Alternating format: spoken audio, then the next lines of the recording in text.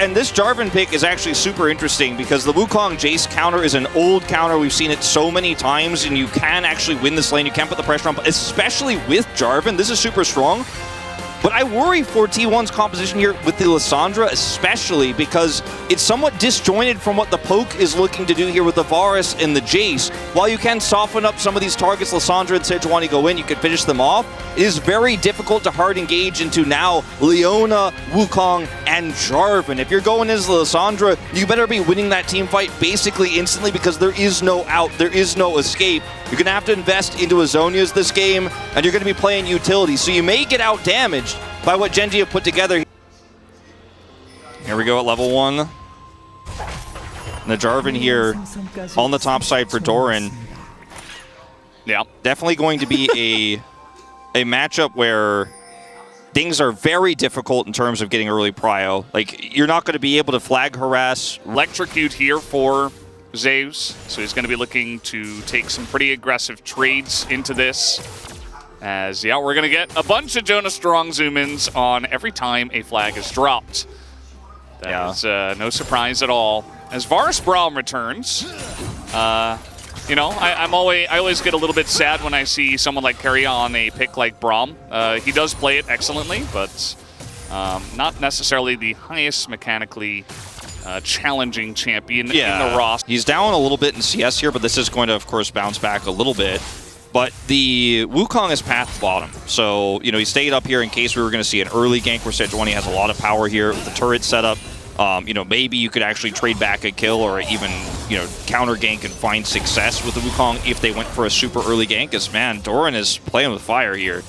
But now you see the Wukong is pathing bottom side, and we'll see if their reaction time is quick here. They do have a ward. Going in for an engage. Peanut coming in from behind. Pace is taking a bunch of damage. They're trying to get this kill onto Pace as the concussive blows go in. And first blood is given over to Guma, but immediately traded back as Peanut did get the wraparound and picks up the second kill. So all secondary summoners are down here, but Owner knows now he can dive. Yeah, well, Doran is Jarvan, so. Yeah, he will get away, but he's going to lose potentially a lot of farm here. NG, you know, they end up trading a kill back.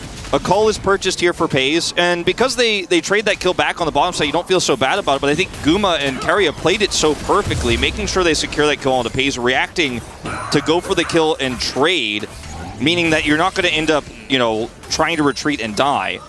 He's even going to take some of these Krugs. Guma got so much gold from that. He picked up like 100 gold from the Krugs because apparently Peanut leashed it for him. As Owner is on the bottom side, we are trying to get the flash here out of Pays, and more concussive blows come in. Owner a little bit behind, but the damage is there as flash forward, and Owner will pick up the kill, and maybe a second one onto Delight as he's not able to flash out. A double kill to the T1 jungler. Yeah, this is massive. Now the kill's going over to the Sejuani here. Isn't all bad. It's not amazing, obviously, but it definitely is going to accelerate the build here. Yeah, and think about what the guys on the pre-show were saying about Genji's early game. You know, sometimes the stats don't tell the whole story, but we can see it in this early game. T1 already getting the snowball going, and Genji falling behind a little bit as they're trying to make a play onto Keria, who is Braum. And it's just not going to work. Pays, meanwhile, missing out on potentially picking up 2 turret plates, which would be the trade normally for the Rift Heralds. Yeah, he's got Crescendum here. So much damage. Peanuts here. They get a flash. Not going to get that one, but they will get Keria down, so that is a kill going into the hands of the Aphelios already. And it feels like this is a play you could tell Peanut and Delight are calling for here because they realize, okay, we're going to give up Herald, but we're going to be able to deny Guma from getting back to lane pretty well here. They're not able to get a kill off of it. My coffee spill that I had, which is why the early game... It was a big spill. It was a big spill. Like, it was my April Fool's joke, but it wasn't a joke. I actually spilled coffee all over the table. Chovy, he goes back in when Owner is here. He's going to block with the clone, and now Peanut following up as the chains will connect, trying to go back in onto Owner, flashes away. Delight coming back over, second Cyclone, and it should be enough as Peanut will pick up the kill onto Owner. Very nice counter gank timing from him. Yeah, Peanut has to, or rather Chovy has to flash, but they're able to get this kill here. And this is pretty huge. They're going to actually push this further into the bottom side as well. Guma low on mana. Looks like they're not going to commit any further here as Delight did use his ultimate to the early Jace as you'd expect. As this is Chovy's first-person view on this, running into the Lissandra. He sees him. He's calling for it. Clone blocks the 둘 다 ultimate, which is 누구냐? 일단 massive. 만화 없어. 세트 풀 있어, 세트 풀 있어. Baker has no mana. He says, we're getting a fight here on the Drake as Peanut tries to start this one. He is caught inside the pit as he does have flash, tries to get away. But now the claw comes in, catches both of them, and Pace has to cleanse as they're caught way out of position. And T1 are looking to punish. There's the concussive blows, and Pace is a couple of autos away, and down he goes. Baker picks up the kill, and T1 gets the Infernal. Yeah, Chovy's going to try to maybe punish here on the rotation back. Only going to catch a Sejuani, though, so not really catching her at all. So this is huge. I mean, T1, they are ahead in these marginal increments, but it's across the entire map. And this for so long this game.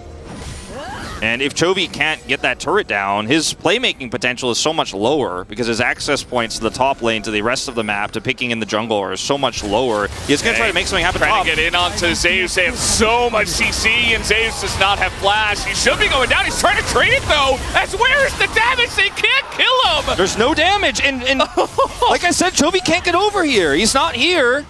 And he can't make the difference. He was the damage that they didn't have. Oh, Noder's definitely going to dive this. Easy smite to slow him down as... Okay, he will get away. Finally gets the flag and direct back, but close call on an extra kill as we're trying to get in onto Faker, but he's... Oh, the timing of the chains. He's not even a claw out. Has to ult himself, and he's not in a great spot himself now. Because he does not have a flash. Might get his claw up here in a little bit, but one last auto. And Chovy will take him down. All right, Chovy gets the kill here, his first of the game, and it's a consolation prize, but man, did T1 get everything on the top side of the map there. No one has flash now. Ace is going to do a ton of damage too, you just don't have an angle except hard engage. Chovy, not sure about that, TP. My good sir, he's going to have to flash away. Still gets caught by the Sedge ult as Paze is also getting caught on the backside. Has to double Summoner here as he will get to safety. Delight very below. As Zoran is trying to frontline for him here, but he's just getting pulled to shreds too. Guma just standing up to him, takes down the Jarvan. Doesn't care about his little tanky build as they're just scattering to the wind like leaves. Gen G just going down one by one.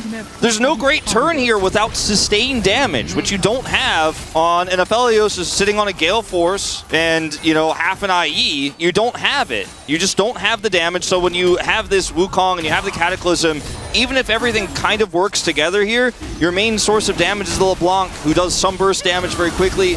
And then that's the end. There isn't really any additional fighting you can look for at this stage in the game for Gen G here. To flip it. There's just no damage here for Gen G. Look at how far back Paze is. He has ult. That's all he's got. They get the TP. That's all they wanted. They're looking for the turn. As it's excellently done, Doran kind of a awkward angle on that flag drag. Nearly gets caught out on his way out. As okay, looking for the angle here. Onto the back line as Guma just flashes the wall and the damage is there as Peanut will be the first one to go down, I believe. As no, he will get away to the top side. It will actually be Doran on the left side of your screen, who does get taken out first. Carrier gets pretty low, but he does his job on the Braum. Yeah, the damage is so quick here for T1 on the turn. And even though the engage was good, there's no follow-up. As Chovy's trying to fish. Yeah, and Peanut's still here. He's actually full health. It was his clone who was getting hit there on the backside of this as... yeah, T1 taking a bit of damage here. Looks like they might want to go for a turn as there is the claw. They get in onto the Leona. Not the best target as the light will flash away. And T1 will have to give this one another try later on in the game. Yeah, Chovy just wants to continue to do some poke damage here with Ludens and make sure they can't go back to the Baron. T1 are going to reset here, so the Baron is denied. It's the follow-up damage as Doran is looking for the angle here. Gen G on top of the Drake as Owner is looking for the potential steal, and it will go over to the side of Owner as there is the engage, but Delight is the one taking the majority of the damage as now the Wombo combo does come in, but the damage is not quite there as Chovy desperate to put in the damage. They do not take out Zeus. He lives as Pace and Chovy, the two that are left alone, as everybody on the side of T1 is still alive. As look at that damage. Pace barely going to survive here potentially as Carrion not able to hit his Q, but another big team fight win here to the side of T1. Pace will get out, but he can flash now on cooldown. No cleanse, and Peanut's down for 20 seconds here. They could just rush right over the Baron because as safely and carefully as they can. Got to be careful of flanks from this LeBlanc. Have to watch out for that Zeus poke damage here on the Jace. They're going to pick up some mana here, but he's fairly vulnerable. He doesn't have claw. He doesn't have... Oh, he's got it back up just now as... Okay, he is going to get back to safety, maybe baiting him into Carrier. As now looking for the engage, they know Delight does not have flashes. They just turn onto the Leona and blow him up. Down he goes, as so much for the tanking the Leona in this fight as the TP is behind them. As Paige trying to do damage on the front line, Guma in a very wonky spot, flashes forward into Inferno, and it doesn't matter, as that should be the end of this one. Very low health bars on the side of T1 as Jovi is desperate. He does pick up the kill onto Guma. Doran. Maybe he's got some kind of chance. That's a double kill for Jovi. Is the clone gonna tank that one up? The base, though, is in tatters here. The Nexus turret's under fire. He's gonna have to TP to the Nexus. He should have enough time, and he will get there on time, but it is a LeBlanc. Can he reliably clean up this wave against a Jace? Not 100% sure, but Delight will respawn, and they're up in 20. They're going to try to burst it. Yeah, and I think they certainly can because they have the vision here to control this choke, and there's no damage, there's no jungler. It's really up to Chovy. Chovy has to get there on time, but it doesn't look like he's going to be able to. Delight with Solar Flare. One time? One time trying to get lucky here as Smite is perfect, 1196 as Faker goes in for the engage. They have Elder Drake as the rest of the team's trying to get out here. As a split call comes in, they're just going to give up Faker as he is all alone. He does have the stopwatch and Zayu's still here. Okay, the re-engage, but the shock blast misses as not the cleanest engage. Pace is getting the damage on his Zayus as he is ticking down, but he is still alive. Oh my god, he's still alive. The Aphelios is shooting from over the wall, but he's just trying to get away. They don't want to fight against the Elder Drake, and Guma just a little bit too scary, even without his summoners. Incredible moment for Paze regardless, but it's not going to be enough. One hit will take him out. One smite. Oh, he's just trying to chase him down and smite him, but not quite going to happen as even the piercing arrow misses. Yeah, Doran here has no ultimate here. Is going to finally get back as Jovi's pushing Owner out, and they're by that combo. You should be able to end here. You got 20 seconds on Elder. Chovy is doing blue buff. Well, the team doesn't want to fight while they have Elder, but they might be forced to. Like, you got to get back here. He is backing now. As 9 seconds on Elder buff, we got 7-6 by Peanut is in the front line with his clone, trying to stop this one as Doran goes in. Trying to clear out the wave here as Elder buff is gone, but Doran is as well. As the ult here from Pace is not massive, but he does have a massive shield, and they are clearing this wave, and the AoE damage is coming in for both Chovy and Paze, and it will push T1 back for now. Yeah, with Chovy and Paze alive here, T1 just cannot end. And these awkward fights here where T1 are trying to push through, and they have the minions to back it up, but they get cleared out by Peanuts engaged there. They aren't able to actually kill anybody.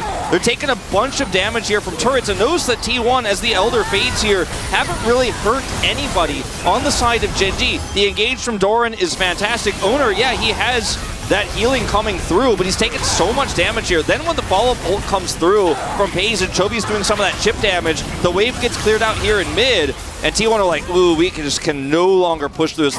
Baker's full health, but the minions, you got 45 seconds here, you get this inhibitor. You've got a clear path to victory here, just got to play it slow. Yeah. Don't get engaged on. That's exactly what they're doing as, okay, that's Pace's shield gone. One shot blast. As 3 inhibitors are gone. T1 slowly but surely with 30 seconds of Baron buff are trying to take down the game. Just let the minions do the work here. Gen G have to come to you. Hold up the door, but they go for the wombo combo. They get the Cataclysm, but it is not in the backline. Guma is just autoing everybody as Paze. Tons of AoE, but he can't do it alone, as now he's going to get burst to smithereens as he is in the base. And T1, they have done it. Guma takes him down, looking for the Penta, but the Nexus goes down first. 37 minutes, and T1 take game 1.